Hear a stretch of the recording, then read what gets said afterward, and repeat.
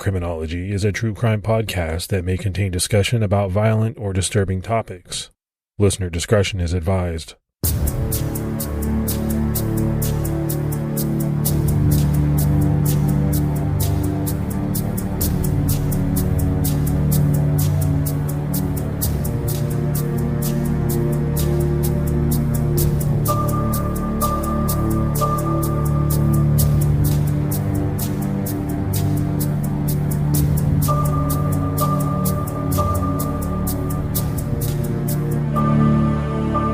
Hello, everyone, and welcome to episode 168 of the Criminology podcast. I'm Mike Ferguson. And this is Mike Morford. Mr. Mike Morford, what's going on with you, brother? Not too much. I'm dodging some hardcore rain, some thunderstorms, and luckily they just passed, and we're going to get to recording this episode. Yeah, I was looking at the weather last night, and there was something called a Derico, which to be honest with you, I've never heard of. It's similar to a tornado, like 240 miles long, straight, gusty winds, and it can really wreak some serious havoc. So hopefully everyone is safe and there wasn't too much damage as a result of these storms, but they sounded like they could be very, very bad. Yeah, it seems like there's been a lot of crazy weather, and down in Southwest Florida here, we get a lot of thunderstorms almost every day, but they're usually in the afternoon. But I've been getting some hardcore ones in the morning as well. So, well, when you live in the tropics, man, you got to put up with some weather. That's just how it goes.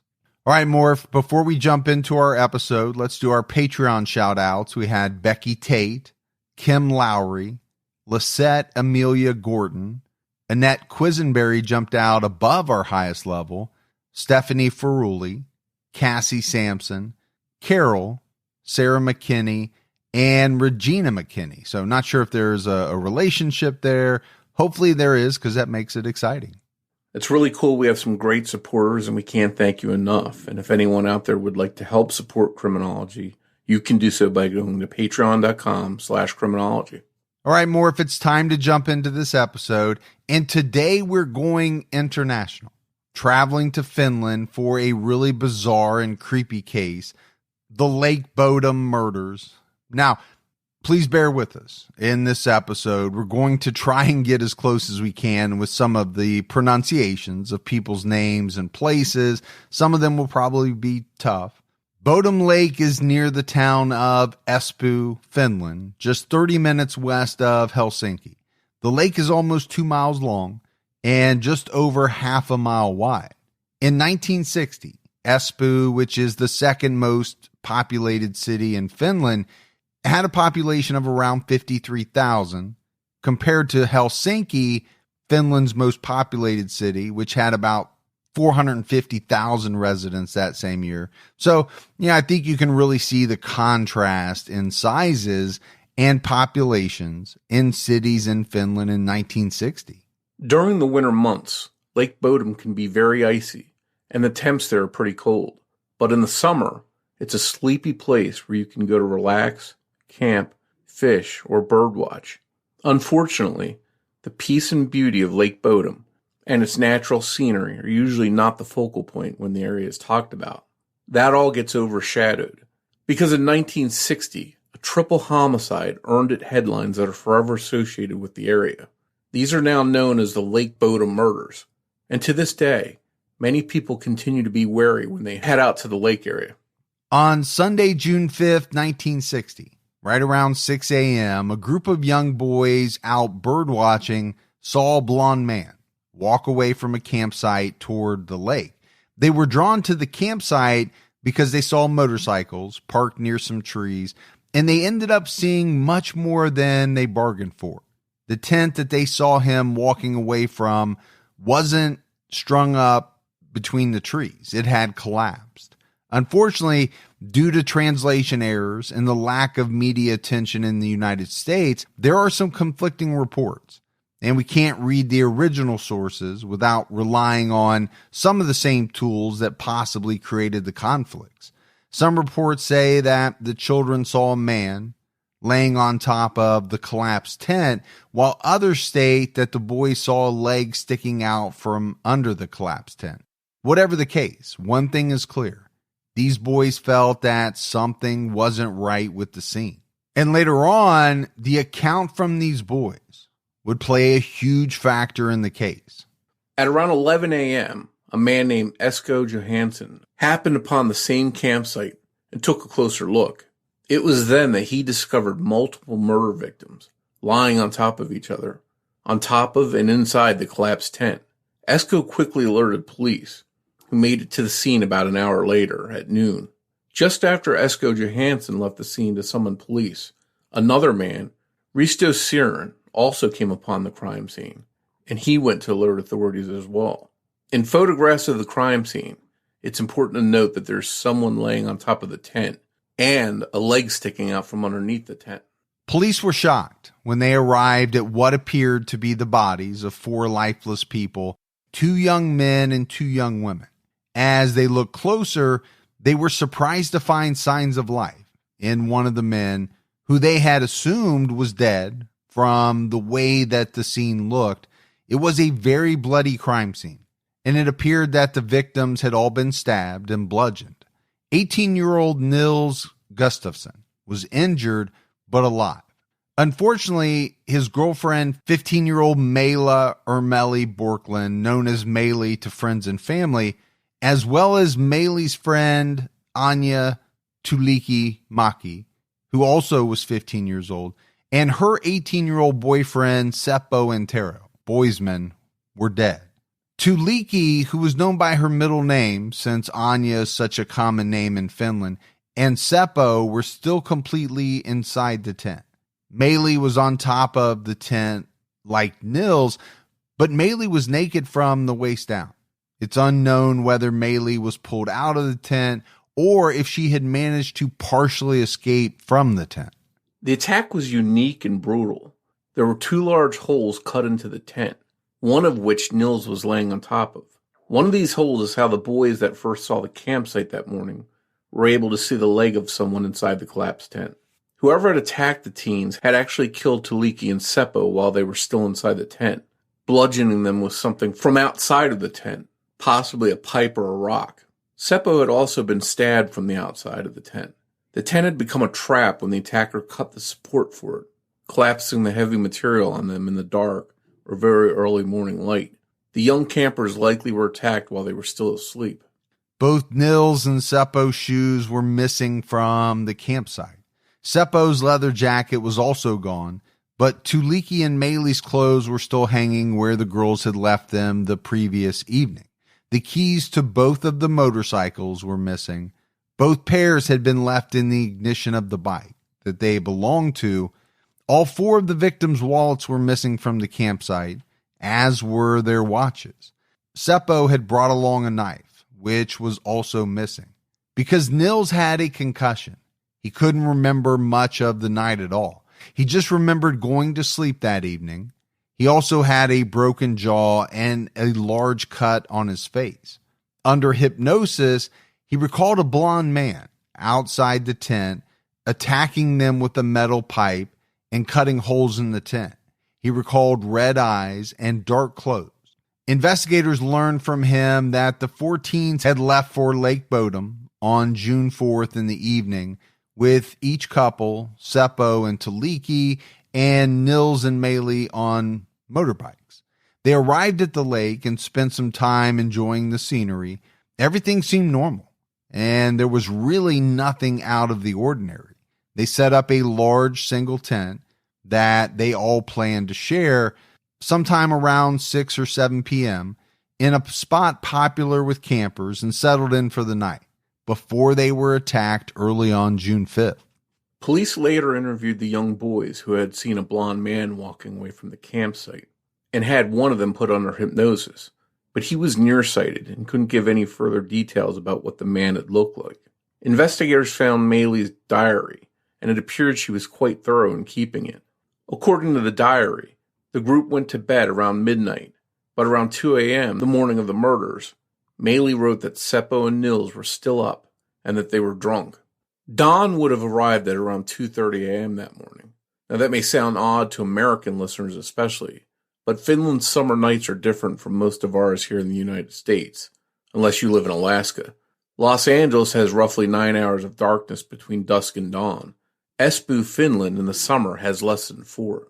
Which to me, Morf, I think it would be great for getting things done, things that you need light to do.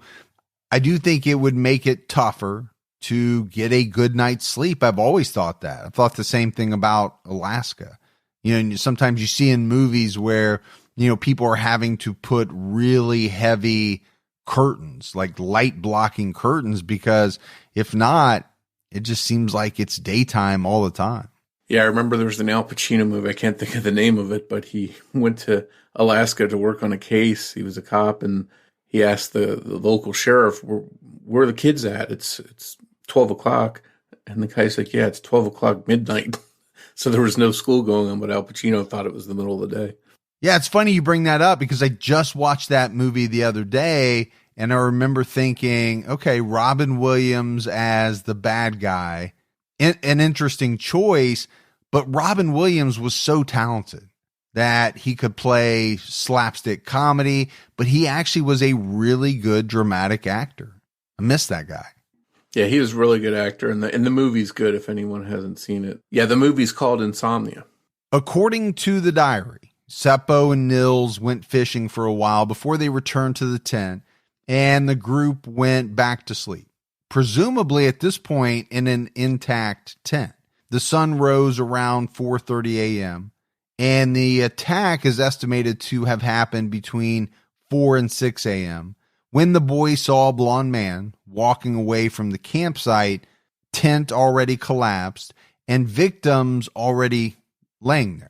A man named Olavi Kivilahti, who had been fishing west of the teens' campsite, later came forward and reported that he also saw a blond man walking and gave a description of a man who was about 5'8", between 20 and 30 years old, wearing dark pants and a light shirt or jacket. Complicating things, investigators also found a pillowcase with blood and semen on it. It was near the tent, and it wasn't just a pillowcase lying on the ground. It was rolled up and tied on both ends with rubber bands. It resembled a newspaper, like a paperboy would throw. Investigators would later decide it wasn't related to the crime itself, and since there was no DNA at the time in 1960, all that could be learned was the blood type of the donor, but nothing that could lead to the identity of the donor. When police were finished surveying the clues, they didn't lock down or secure the crime scene, an unfortunate mistake. Authorities also let people join in the search for the weapons and the teens' missing personal items. But because the area was trampled on by all sorts of people trying to help, this made the chance of discovering any useful footprints almost zero. And Morf, I think we've seen this same type of mistake play out in a lot of high-profile cases over the years. This was a problem in one of the most infamous murder cases in the U.S. as well. When JonBenet Ramsey was reported kidnapped, her parents called over two adult couples, friends and neighbors of theirs, for comfort and help. The two adult Ramseys and their 4 friends, along with numerous police officers and multiple victims' advocates, contaminated what turned out to be the crime scene. By the time police realized that JonBenet had been murdered in her home, dozens of people had already passed through and touched things. The victims' advocates had even straightened up a little bit, just trying to help. Many believed that JonBenet Ramsey's murder would be solved today if the crime scene had been initially secured, and we could rattle off a number of other crime scenes that weren't properly secured or analyzed. Morf, you and I could talk about cases involving that scenario all day long. Early on in some of these investigations, it seems as though investigators were desperate to have any help that they could get, but in the long run, this help turned out to hurt the cases they were investigating. The residents of the Espoo area were shocked by the news of the attack on the campers, and they hoped that the killer would soon be brought to justice. But that didn't happen, and the case went cold. In 2004, police were able to reanalyze evidence from the scene with all of the new technological advances that have come along since 1960. In March 2004, Nils Gustafsson, who who was now 63 years old and had never before been a suspect, was arrested and charged with the murders of Maila Bjorklund, Seppo Boisman, Tuulikki Maki. He was put on trial, which started in August 2005. At this point, Nils was married with 2 adult children. He had a long career as a bus driver and had since retired. It had been almost 44 years since the murders. Prosecutors put forth the theory that Seppo and Nils were both up late and drunk, as Maila had written in her diary, and they ended up fighting each other. This accounted for the injuries that Nils suffered, which he, according to the prosecution, had only pretended were from an unknown third party. It was also argued that Nils had tried to initiate sexual contact with Maila, who turned him down. He and Maila had been dating for about a month before the murders. So, this helped explain the theory why she was nude from the waist down, and also why the attacker seemed to concentrate their assault on her. Maila had been stabbed multiple times after she was already dead, which seemed to indicate a crime of passion. Put together, these theories painted the prosecution's vision of the attack. Nils had grown angry after Maila rejected his advances, and after being kicked out of the tent, he started cutting holes in the tent, then actually cut the tent down, trapping the 3 teens inside. Nils then started attacking Seppo from outside of the tent, and Seppo kicked, making contact with his face, breaking Nils' jaw. Nils then stabbed Seppo in the throat and continued to bludgeon him as Tuulikki tried to escape out of the end of the tent. Nils then bludgeoned Tuulikki's head with a rock to stop her from escaping, and did the same to Maila's face before stabbing her in the throat and neck area. According to prosecutors, Nils focused his rage on Seppo and Maila, who, according to them, were the ones who truly made him angry. He then staged the scene, removing Maila's clothing, covering Tuulikki's head with a blanket or a scarf, and then moving Maila's body on top of Tuulikki's body, and then on top of the tent. There were traces of Nils' blood inside the tent, but prosecutors argued that it was from him touching the inside of the tent after a violent struggle, not from being attacked while inside of it. Since Nils was the sole survivor and he was blond, like the young boys saw walking from the campsite, the prosecution laid out the question: had the young boys seen Nils on his way to hide the murder weapon and his shoes? No murder weapon was ever recovered, but Nils and Seppo's shoes were found almost a half a mile away from the crime scene, sort of concealed in a wooded area, but not well hidden. Decades later, DNA testing of the shoes found the blood of Maila, Seppo, and Tuulikki on Nils' shoes, but none of the blood matched Nils. Authorities suspected that Nils attacked Maila, Seppo, and Tuulikki, and then walked 0.6 miles to hide the shoes, and then inflicted the injuries on himself, which is why only their blood was found on his shoes. At the trial, a woman testified that she was camping nearby at Bodom Lake on the night of the murders, and that Nils and Seppo had come to her campsite during the night, drunk and aggressive, especially toward each other. Before this, she had never said anything until she spoke to a documentary crew in 2004. Maila's diary does mention Nils and Seppo leaving the tent, but it says that they went fishing and returned. She didn't write about them going to anyone else's tent, so, either she was unaware or it wasn't Nils and Seppo that visited this woman's campsite that night.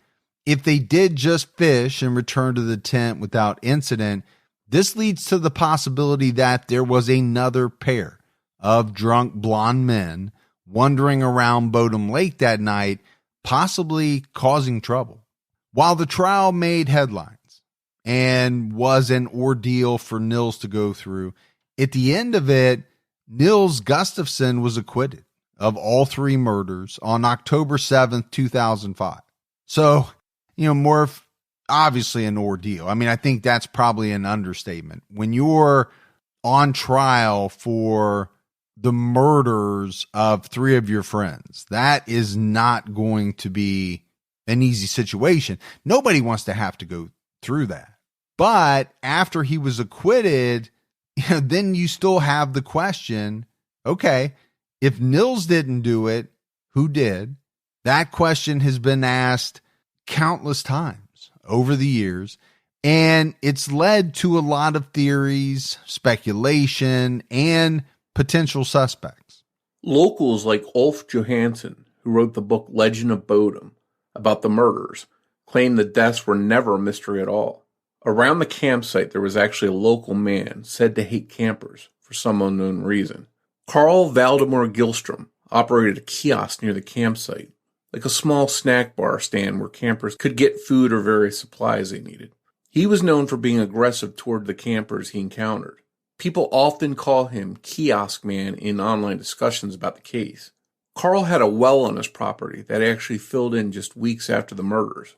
Many people believe that the murder weapon or some of the belongings from the victims are buried down in that well. In 1969, Carl drowned in Lake Bodom. The rumor is that shortly before he died, he asked someone what they would do if they had committed the Lake Bodom murders, and their reply was something like, "I drowned myself so I didn't die in prison." So, this has led many to speculate that Carl drowned himself out of guilt over the murders. Friends who had gotten drunk with Carl had reportedly overheard him confess to the Lake Bodom murders. However, for years, Carl had an alibi. His wife vouched for him, swearing they were both at home in bed all night and that she knew he didn't leave because she had been awake all night. Soon before her death, though, Carl's wife said that the alibi was false. Carl had forced her to lie and say that he was home all night. People point out that during World War II, Carl had suffered some kind of head injury, which may explain his erratic and aggressive behavior. We've mentioned before in cases that head injuries can sometimes lead to violent behavior. Carl was apparently known to act weird and say things that didn't make sense or that weren't true. He's still a strong suspect because he was apparently known to throw rocks at people around the lake and had even cut down people's tents before. Ulf Johansson claimed that Carl would cut the tents down and laugh as they collapsed. So, let's take a minute more to just talk about Carl a little bit. Obviously in these types of cases, you're going to have a number of suspects. You're going to have a lot of online discussions about all of these different suspects. Carl is very interesting. This was a man who spent a lot of time around the lake. Obviously he had this little kiosk, and it was well known that he was cantankerous at best. I'll use that word, throwing rocks at people, taking pleasure out of cutting campers' tents down and, kind of laughing as they collapse down on people. Okay, that's not what we would consider normal, especially if you operate kind of a service little place. You want people to visit. You don't want people to be deathly afraid of you because you're terrorizing the area around the lake. And then, you jump into this talk about head injuries. As you mentioned, we've talked about it in quite a number of cases, especially if his injury, and I don't know if it was, involved the frontal lobe. There's no doubt, it's well documented. The frontal lobe governs impulse control, kind of personality, all kinds of different ways around how we act. So damage to that frontal lobe can definitely cause some strange behavior in certain individuals. When I was reading about Carl, I was thinking, what came to my mind was like in the movie Friday the 13th, the crazy guy that lived around the lake that everyone was creeped out by. He was like a local person that people thought of as the local creep. And that's what Carl seems like. But it's kind of odd, and I think you touched on it. If he's someone that's making a living from selling products to these people in the area, it's almost doesn't make sense that he would also terrorize them, because that wouldn't be good for business. So I wonder how much of that is accurate And if it is accurate, then his business probably suffered as a result of terrorizing local people that were going to the lake. Right, but isn't that what is so interesting about some of these older cases that have been talked about at length, especially now, since we've had the kind of the online age, you get so much information. And the tough part is really trying to weed through all this information to discover, okay, what is fact, what is lore, what is fiction. We want to talk about it all because, it could potentially all be important, but, determining the validity of some of this information, it can be very tough. Carl Valdemar Gillstrom, though, is not the only potential suspect in this case. A German man named Hans Assmann lived in the town of Bodom, and people over the years have found him very suspicious because on June 6, 1960, Hans visited the hospital in Helsinki, Finland. Now, it's still unknown why he visited the hospital, but doctors recall his behavior as being extremely odd.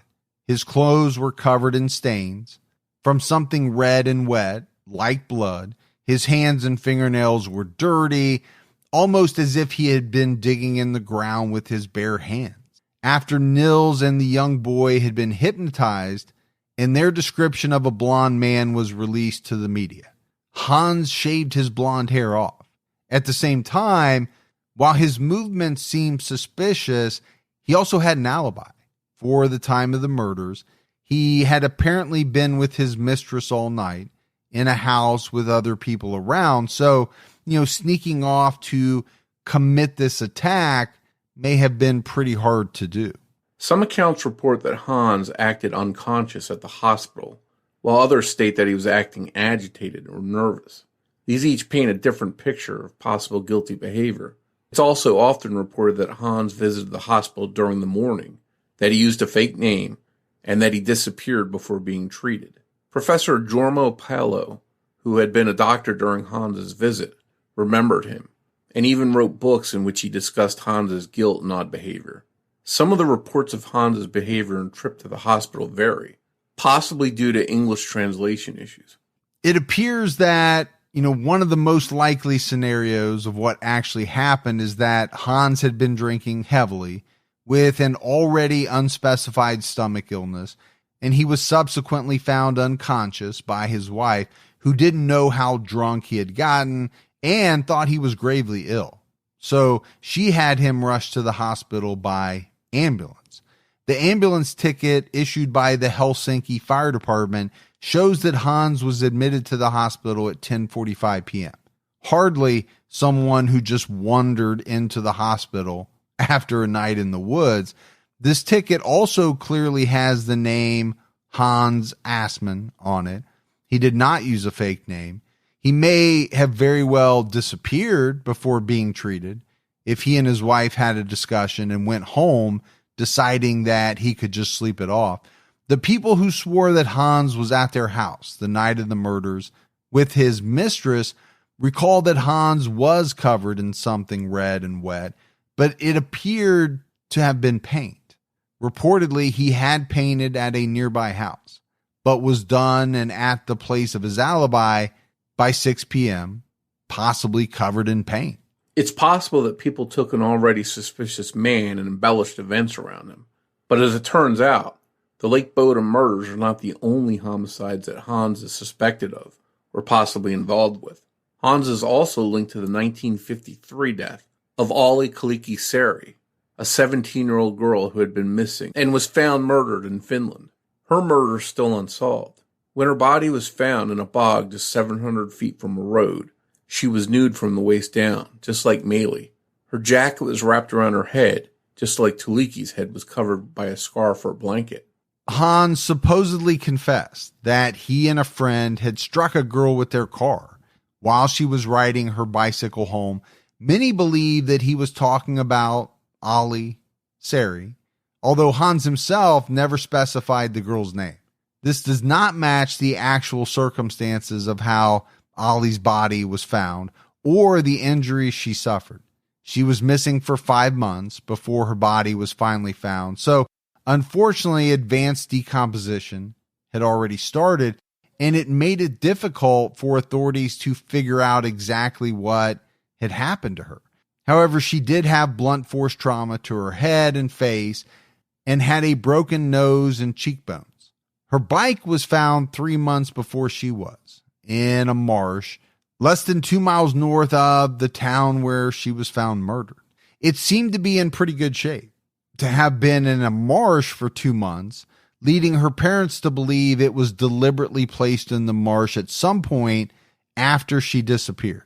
Following the discovery of the bike, one of Ollie's shoes, wrapped up in a black scarf and a men's sock, tied together with what has been called a black woolen thread, was found. Teeth marks on the bundle led investigators to believe this was a makeshift gag. The next day, in an area not too far away, someone pulled a sharpened pine branch out of the ground and immediately smelled something very rotten. Ollie's body had been buried beneath the stick, which had pierced her decomposing body, one end lodging in her stomach and the other sticking out of the ground. Police were able to tell that the stick had been sharpened by someone who was left-handed. Investigators believe that Ollie's murderer had some kind of military knowledge, perhaps in engineering. Her grave was said to have been very skillfully constructed, and her bike was placed somewhere purposefully to mislead authorities. Ollie was buried just a little over half a mile from where her bike had been found between June 1st and June 6th of 1953. While Ollie had been missing for just 2 weeks, this area had been informally searched and gone over due to people planting trees, and there was nothing unusual, including the stick sticking out of the ground that had been found by searchers. Reportedly, Ollie seemed to be nervous or afraid of something leading up to her death.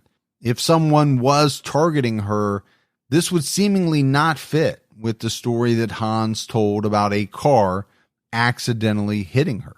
Like in the Lake Bodom camping murders, there were multiple suspects in Ollie's case. She had allegedly written to her priest, who used to be the vicar of her local parish, about religious problems, and he was later charged with having inappropriate sexual contact with a minor. A former police officer who had been fired from the force and was now a bar owner was a suspect. There was also a 38-year-old local ditch digger who had committed a sex crime in the 1940s and worked less than 200 feet from where Ollie's body was found buried. Local girls had called this man a peeping Tom. A 51-year-old local considered odd by residents and known to have mental health issues was also suspected. He died in a psychiatric facility in 1971.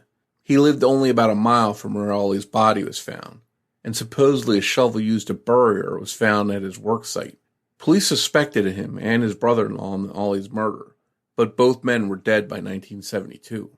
Runar Holmstrom, a suspect in the Lake Bodom murders, was also a suspect in a 1951 murder case that is eerily similar to the Lake Bodom murders and also has elements of Ollie's murder as well.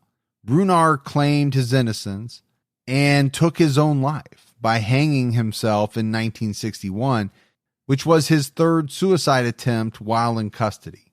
On August 21st, 1951, 23-year-old Rita Alikki Pakkanen and 21-year-old Ain Maria Nisonen were found dead in a swamp near a campsite. Ain was nude, but neither of the women had been assaulted sexually as far as authorities could tell. Rita had been hit in the head with something heavy.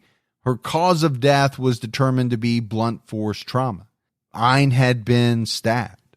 These two girls were buried less than 700 feet away from their campsite, with logs and branches placed over the grave so that the ground didn't appear freshly disturbed where they had been buried. Authorities also believe that the person who cut the branches that were used to cover it up was left-handed, just like whoever sharpened the pine branch at Ollie's burial site. Some of the women's personal items were missing and have never been found, just like some of the items, including the murder weapon from the Lake Bodom murders crime scene. The final suspect in Ollie's murder is Hans Assmann.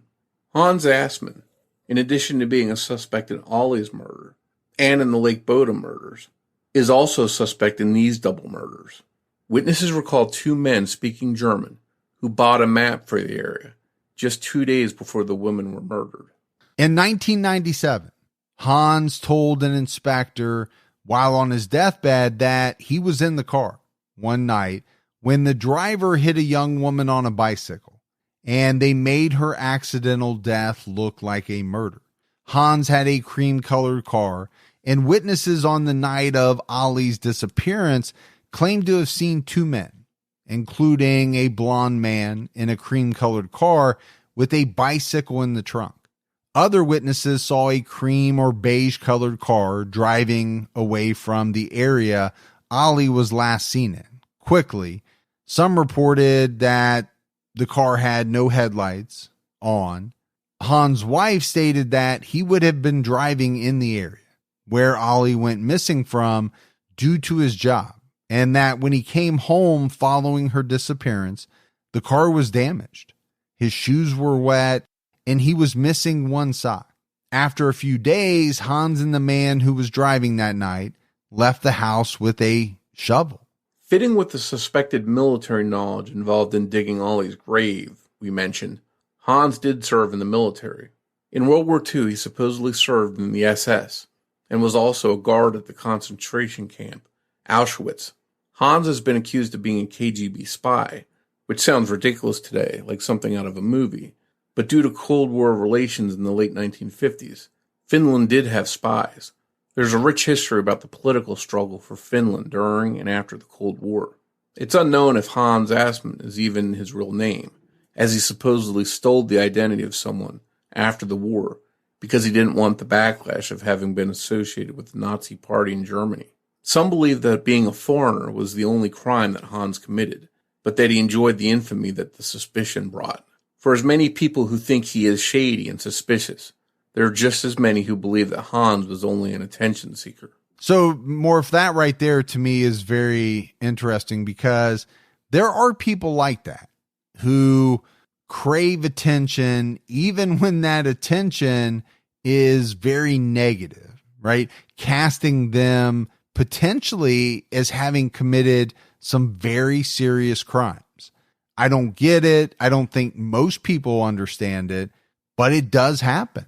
Yeah, I can think of several high-profile cases where that's happened, like in the JonBenet Ramsey case, the guy who was in the Philippines, wherever he was, that supposedly claimed that he had a connection to her. And then in the Zodiac case, you have Arthur Lee Allen that sort of relished the attention of being a suspect. Yeah, I just don't understand why anyone would want to kind of relish in the infamy that comes with being connected with really nasty, heinous crimes. I just don't get it. You know, I that old saying, everybody wants their 15 minutes of fame. I get that. You know, if you get on a game show or you're on a reality show or whatever that is, but to be connected to murders. Okay. I think there's much better ways to figure out how to get your 15 minutes of fame. Pentti Sonanen was also briefly a suspect in the Lake Bodom murders after he confessed to the murders as a teenager while he was already behind bars.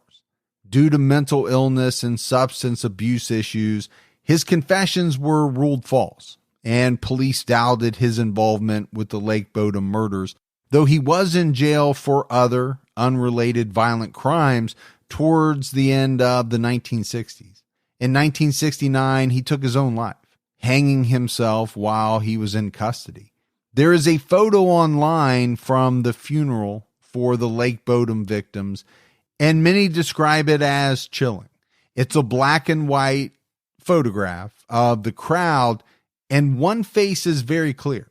The man has very bulging, but at the same time, very sunken eyes, and what appears to be a swollen jaw.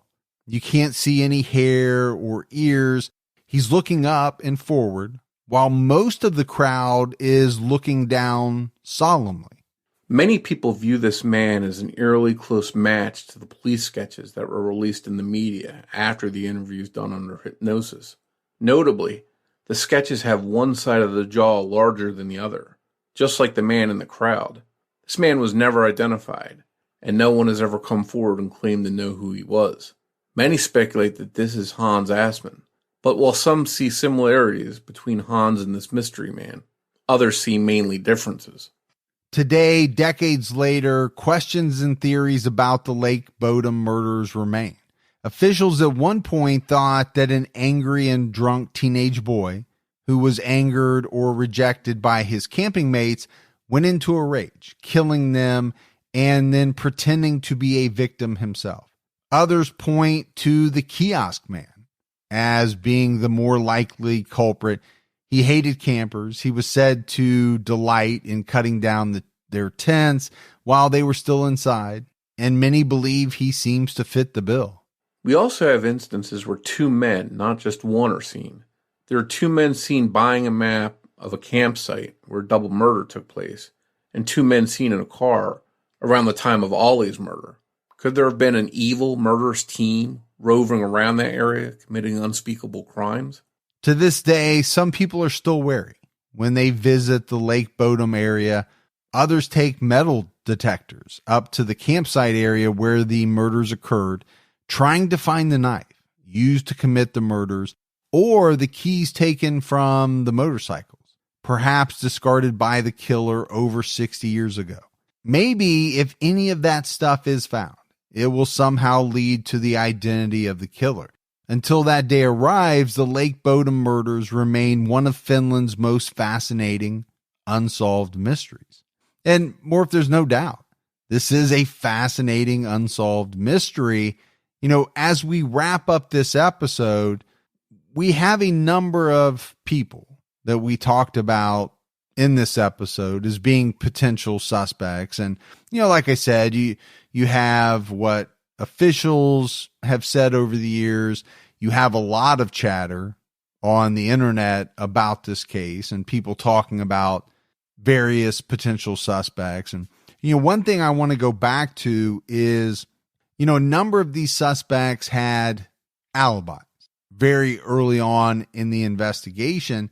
And it seems as though, and we see this quite frequently, many years later, it turns out that their alibi wasn't, you know, quite as solid as it was early on.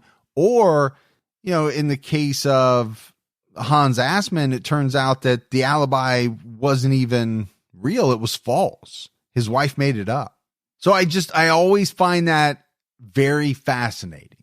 And I think it's true in a lot of cases.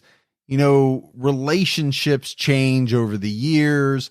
People kind of fall out of love or they fall out of favor with friends.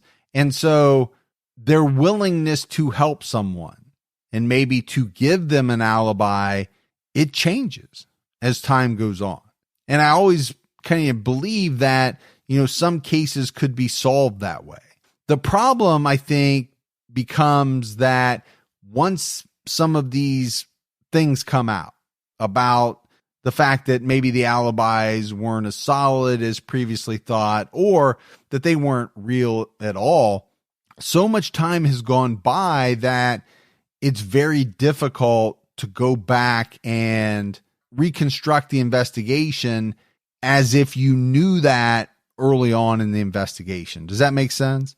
Yeah, that makes sense to me. And I think it shows that there's probably real challenges for police today trying to investigate a 60-year-old cold case.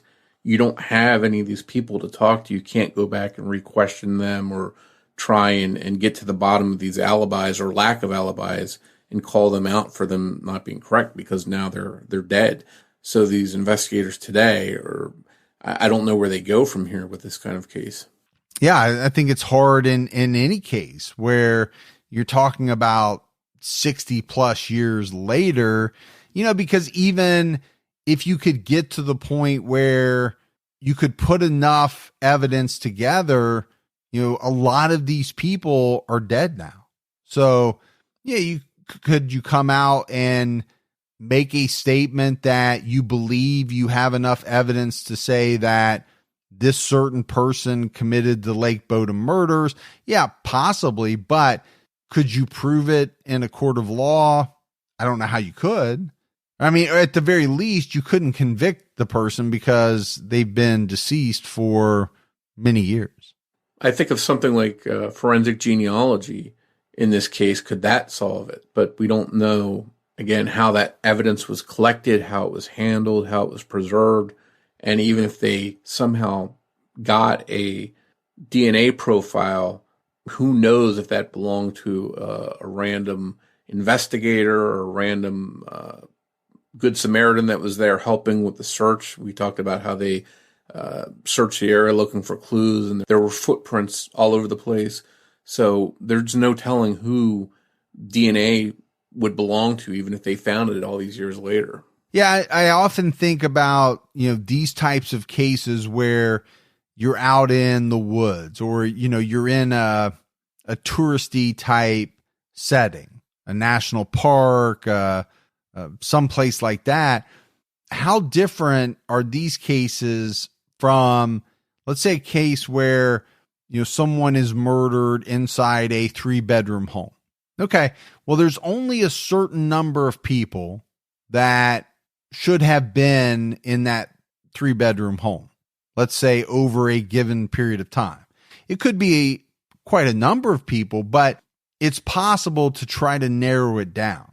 How do you narrow down who's been camping in an area like this over a certain period of time? It becomes very difficult. I also wonder what the motive actually was in this case. There were some things that were taken from the campers, but there were things that weren't taken, and both the motorcycles were there. This person could have driven off on a motorcycle and perhaps sold one of them to make money, but he didn't do that.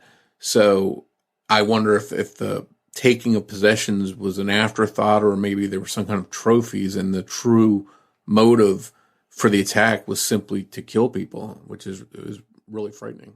Yeah, it is. And I kind of lean towards that as well. In my mind, this seems to be the case of more of a thrill kill, I'll call it, right? The person set out to kill as opposed to, a crime of passion, revenge, something like that. I'm kind of looking at this as a potential thrill kill, but I could be completely wrong. I mean, that's the thing about these types of cases. Everyone has their take on it, and we kind of all get to play amateur detective with the clues that are known. I think a case like this, after 60 years, the fact that people are still wary to go out in that area and still talk about it and think about it, it just shows you how frightening something like this is, because the killer obviously isn't alive out there, but it's stuck with the residents there, and they're aware of it. And I think it sort of translates to any place. When you go out in the woods camping, you never know who's out there. So I think anyone that camps maybe has had that little bit of a feeling of who might be out here with me.